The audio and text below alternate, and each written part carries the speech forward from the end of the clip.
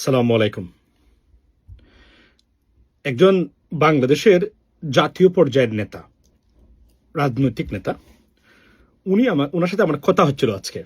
উনি আমাকে একটা জিনিস জিজ্ঞেস করেছেন, সেটা হলো যে বাংলাদেশের প্রকৃত অর্থে একজন জাতীয় নেতা হতে গেলে কি করা উচিত বলে আপনার মনে হয়? ওনার প্রশ্নটা ছিল আমার প্রতি। আপনারা জানেন যে বাংলাদেশের জাতীয় নেতা তো সবাই। প্রকৃত অর্থে যদি জাতীয় নেতা খোঁজেন আপনি, হাতে গোনা কিছু কয়েকজন ছাড়া আর নাই। কেউ ইচ্ছাকৃতভাবে, কেউ জ্ঞানের অভাবে, জানাশোনার অভাবে, প্রক্রিয়াগত ভুল তথ্যের ভিত্তিতে রাজনীতি করার কারণে। এর মধ্যে ইন্টেলেকচুয়াল পলিটিশিয়ানসের সংখ্যাটা বাংলাদেশে সবচেয়ে কম বলি আমরা। স্বাধীনতার 54 বছর পরেও হত দরিদ্র একটা দেশ, যদিও আমরা বড়াই করি অনেক বিষয়ে, আসলে আমাদের কিছুই নেই। Bottomless basket, to be honest with you. Why I said that? Because institutionally বা গভর্নমেন্টস বা পাবলিক ইনস্টিটিউশনের যে ক্যাপাসিটি বিল্ডিং বা যে ধরনের ইন্ডিপেন্ডেন্টলি কাজ করার কথা, তার দ্বারে কাছে বাংলাদেশ শাসন ব্যবস্থার ক্ষেত্রে নেই।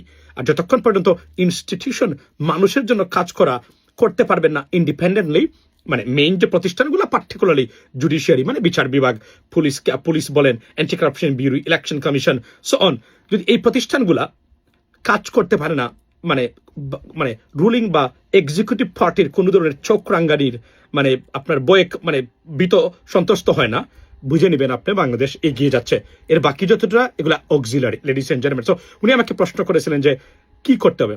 আমি শুধু একটাই প্রশ্ন ওনাকে উত্তর দিয়েছিলাম যে আপনি তখনই মনে করবেন যে আপনি বাংলাদেশের জাতীয় নেতা এবং প্রকৃত দেশপ্রেমিক নেতা, বা আপনি যদি কখনো ক্ষমতা পান, আপনি পরিবর্তন আনতে পারবেন কখন?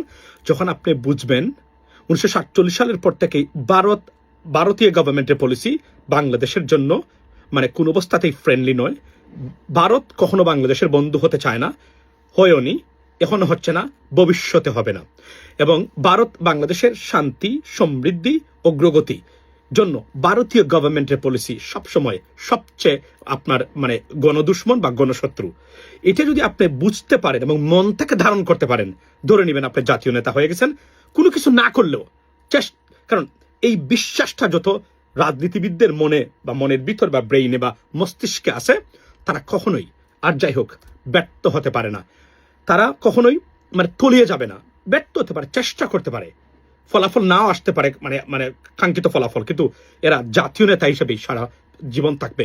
আমি উনাকে এই পরামর্শটা দিয়েছি, if you believe in this, মন থেকে, লোক দেখানোর জন্য নয়, ধরে নিবেন আপনি বাংলাদেশের জাতীয় নেতা। ইভেন তো আপনি অনেক উন্নয়নমূলক কাজ করতেও পারেন নাই, কিন্তু আপনি চেষ্টা করেছেন। আর যদি এটা বিলিভ করেন এবং এটা মস্তিষ্কে থাকে, অটোমেটিকলি আপনি বাংলাদেশের মানুষের ভালোবাসা পাবেন এবং জাতীয় নেতা হতে পারবেন।